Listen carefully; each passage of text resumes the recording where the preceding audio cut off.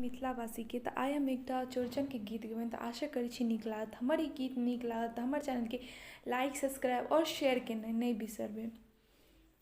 आब भऽ गेल अर्घक बेर, चौठी के चाँद उगबही कखन। आब भऽ गेल अर्घक बेर, चौठी के चाँद उगबही कखन। आब आहाँ ने करू अबेर, चौठी के चाँद उगबही कखन। आब आहाँ ने करू अबेर, चौठी के चाँद उगबही कखन। अंगना नीप कऽ अरपन देलियै, रंग बिरंग के पकवान पकेलियै। आब करू ने अहाँ अबेर, चौठी के चाँद उगबही कखन।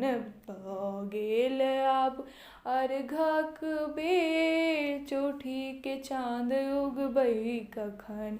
केरा के पात पर मोरर राखल, पान मखान के चंगेरी सजल।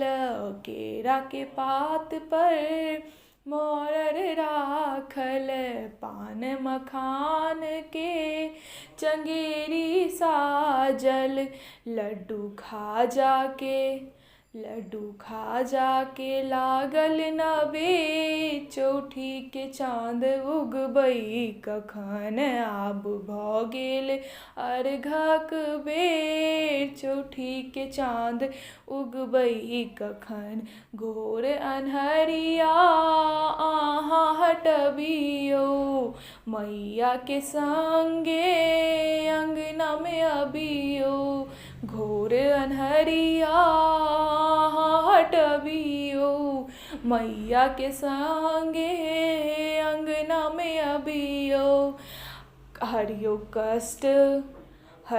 कष्ट सबके ढेर, चौठी के चाँद उगबही कखन। आब भऽ गेल अर्घक बेर, चौठी के चाँद उगबही कखन। आब आहाँ ने करियौ अबेर, चौठी के चाँद उगबही कखन। आब आहाँ ने करियौ अबेर, चौठी के चाँद उगबही कखन।